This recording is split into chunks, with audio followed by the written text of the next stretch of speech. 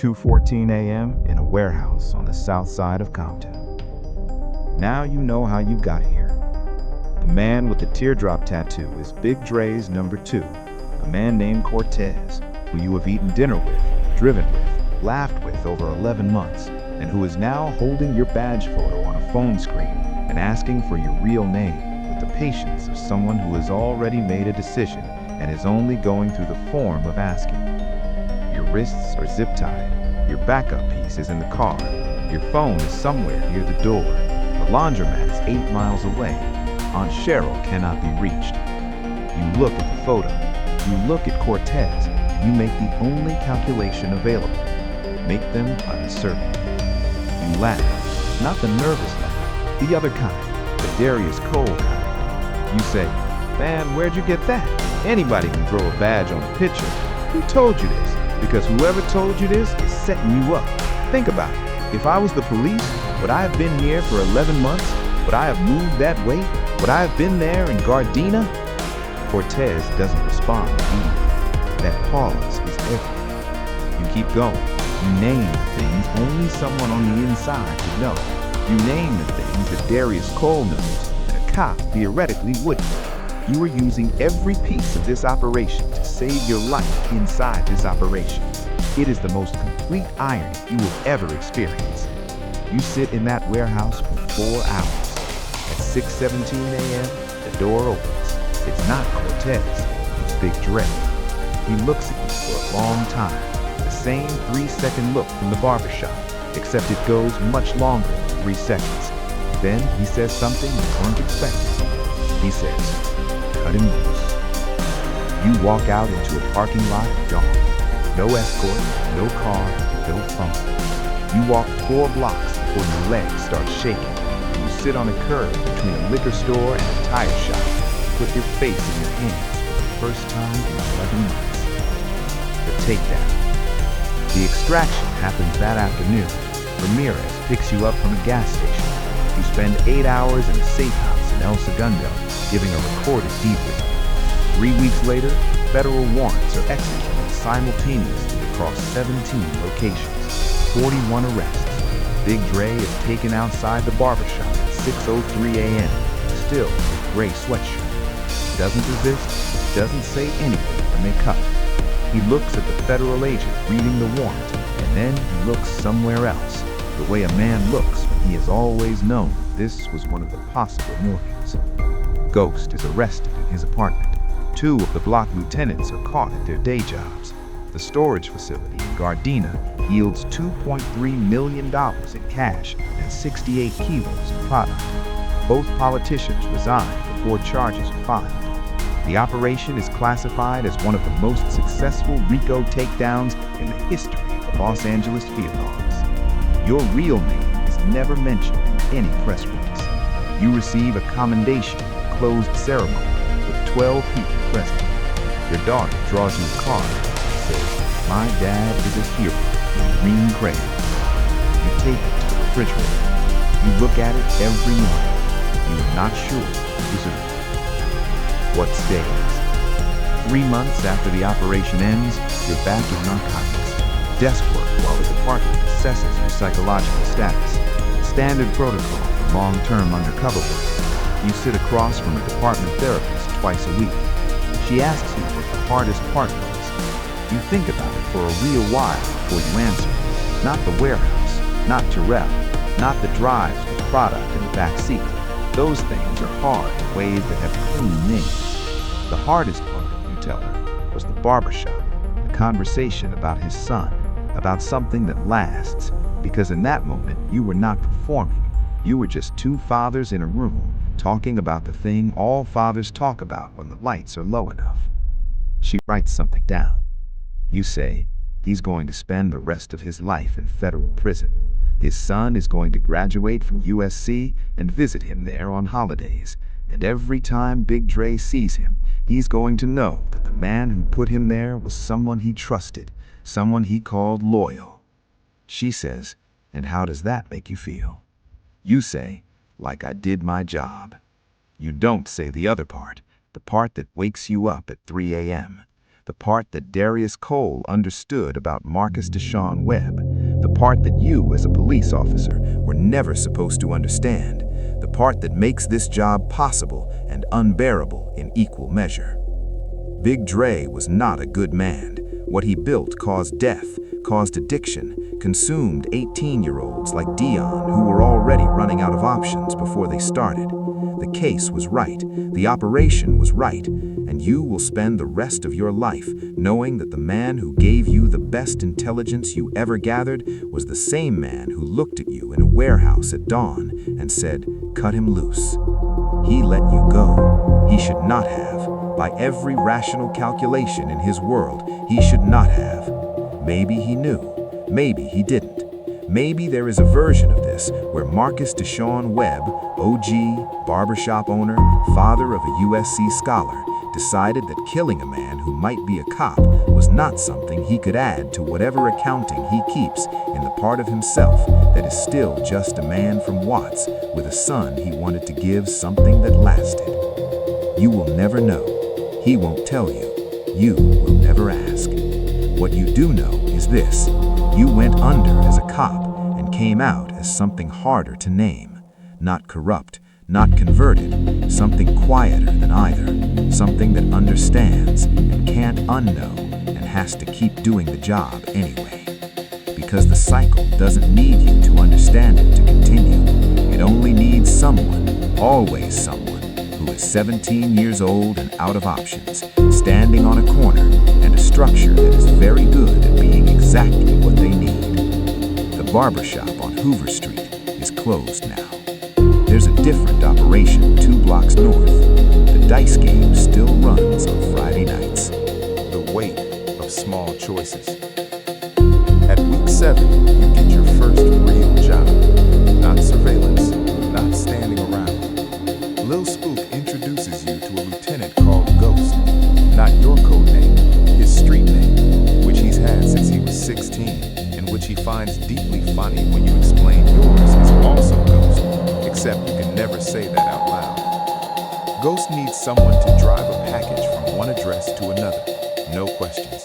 10 minutes, $200. The package is the size of a shoebox wrapped in a garbage bag. You know what's in it. Your training knows what's in it. And your training also tells you that if you refuse, the operation is over. So you drive. This is the part of undercover work that the department calls necessary facilitation. The paperwork you sign before going under authorizes you to participate in low-level criminal activity to maintain your cover. It is a legal document. It is also a document written by someone who has never sat in a car with a shoebox of product trying to remember what their real name is. You deliver the package. You take the $200. You fold it into your pocket the same way Darius Cole would.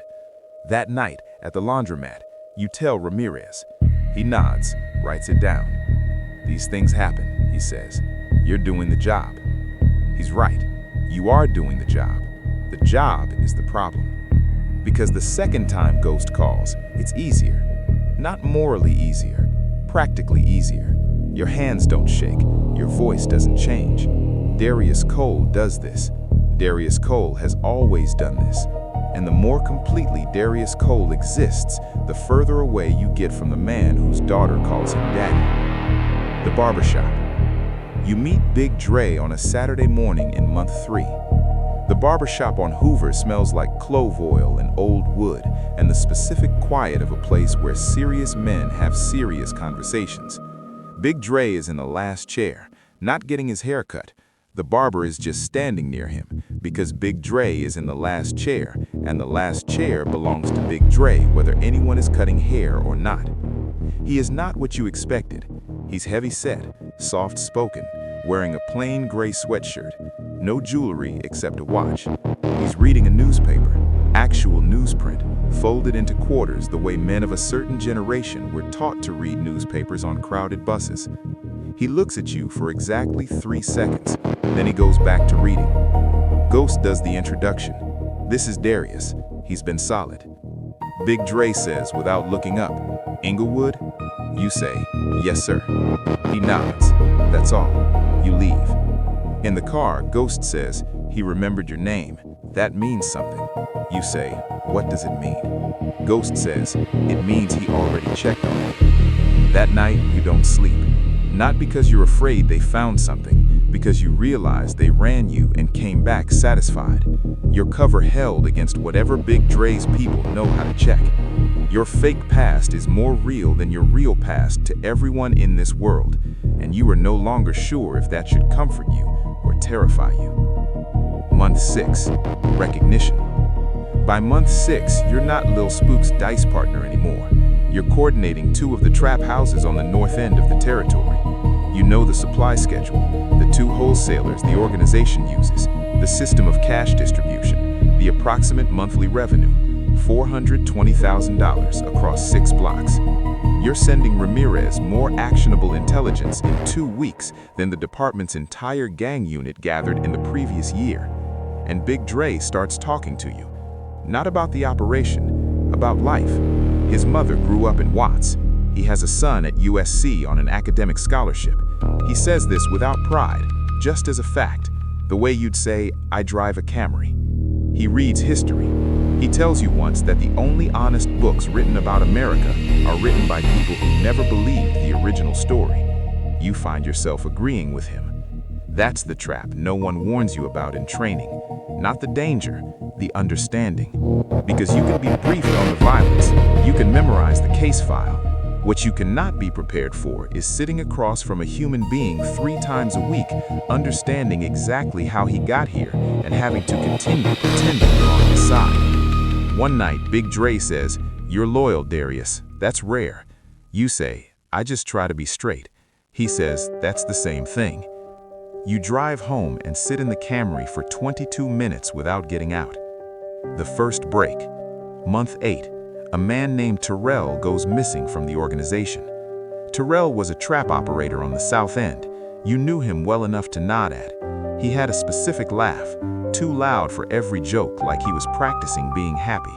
One week he's there, the following week he isn't. No one says his name. You don't ask. You already know the rule. In this world, not knowing is a form of protection, from prosecution, from guilt, from yourself. But Ghost tells you anyway one night, quiet, not looking at you. Terrell was talking to somebody. He nods in a direction that means everything without meaning anything. You nod back. That's the whole conversation. That night, you ask Ramirez, what happened to Terrell? Ramirez is quiet for a moment. Then, body found in Linwood this morning. Single GSW to the back of the head. You sit with that for the rest of the night. Terrell was talking to somebody. That somebody might have been someone like you. That somebody, if they existed, did not save Terrell. That somebody, if they existed, was sitting in a laundromat watching their handler write things down in a notebook while Terrell was dying in a ditch in Linwood. Ramirez says, "You still good to continue?" You say yes. You are not sure what good means anymore. Month 11. The thing breaks. The intelligence that breaks the case open comes on a Tuesday. Big Dre, in a moment of comfort he's built over months of Darius Cole being exactly who Big Dre needed him to be, walks you through the entire supply network. Names, locations, a storage facility in Gardena, a distribution point in Hawthorne, 2 local politicians receiving payments through a car dealership registered to Big Dre's cousin. You are standing in the barbershop after hours. The barber has gone home. It's just you and Big Dre and the smell of clove oil. He says, "When I'm done, I want all this to go to my son, not the street part, the other part, the businesses, the property. I want him to have something that lasts." You say, "That's a good thing to want." He says, "You got kids, Darius?" You say, "A daughter, she's 6. He says, "Then you know." He's right. You do know. That's the problem. You know exactly what he means, because you have a daughter whose birthday you missed 3 weeks ago, because Darius Cole doesn't have a daughter, and you were in character, and the character doesn't leave territory for a birthday party. The call that unravels everything comes 72 hours later. A member of the organization, a young kid named Dion, 18 years old, who runs Lookout on 55th, gets arrested on an unrelated charge, possession. His public defender is overworked and cuts a deal fast. Part of the deal, Dion tells the arresting officer something. He says there's an informant inside 5-2. He doesn't have a name, he doesn't have a description, he just knows someone is talking because he heard ghosts say it 3 days ago. The arresting officer files the report. The report sits in a queue for 11 hours before anyone flags it. In those 11 hours, the information travels. The undercover officer who took down a Bloods gang. It's 2:14 a.m. in a warehouse on the south side of Compton. You're sitting in a folding chair with your wrists zip-tied behind your back. The man standing in front of you has a teardrop tattoo under his left eye and a pistol tucked in his waistband. Behind him, 6 men you've spent the last 11 months calling your brothers. One of them drove you to your daughter's birthday party 8 weeks ago. He zip-tied your wrists himself. The man with the teardrop tattoo pulls out a phone and shows you a photo. It's a picture of your badge, your real badge. Los Angeles Police Department, Detective First Grade. And the man is not yelling. That's the part that scares you most. He's completely calm when he says, "Tell me your real name." This is a debriefing, except in this world, a debriefing doesn't end with paperwork. It ends with whatever they decide your life is worth. You didn't land in this chair overnight. You walked into it one decision at a time over 11 months, and every single decision seemed like the right call in the moment. 14 months earlier.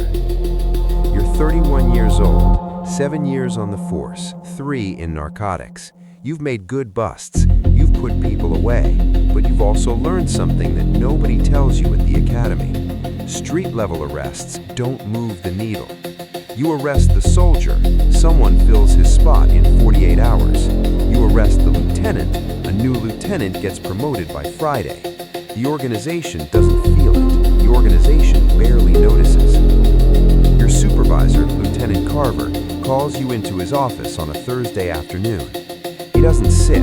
He leans against the filing cabinet, crosses his arms, and says, "We have a problem with the 5 Deuce Hoover Bloods." The 5 Deuce Hoovers, active since the 1970s, territory from Hoover Street to Figueroa, 52nd to 59th.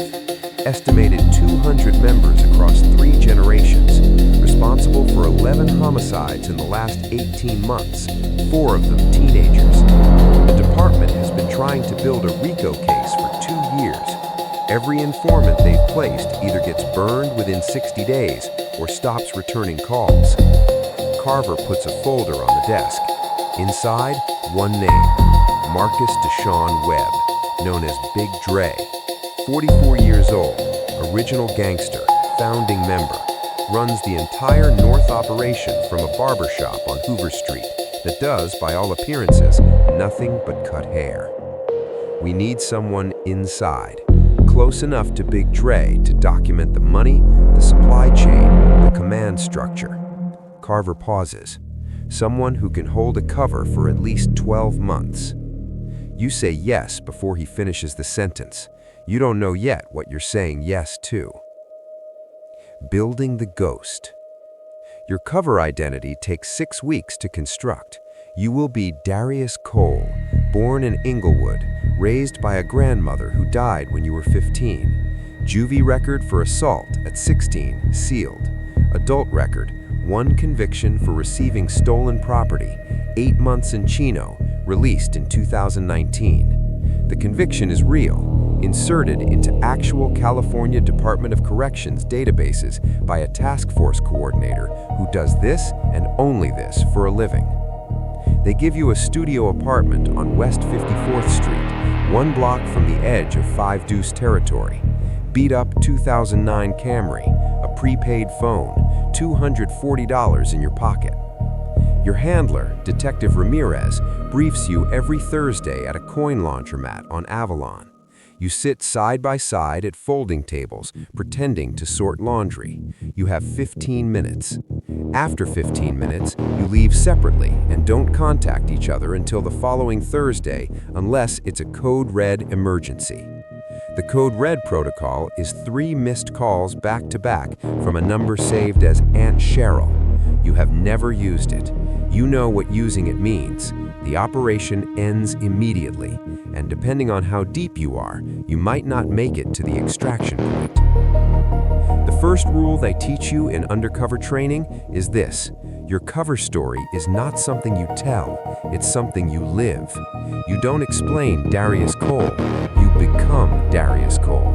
You eat where he eats, watch what he watches, listen to the music he grew up on, know the streets he walked. The moment you start explaining yourself, you're already losing.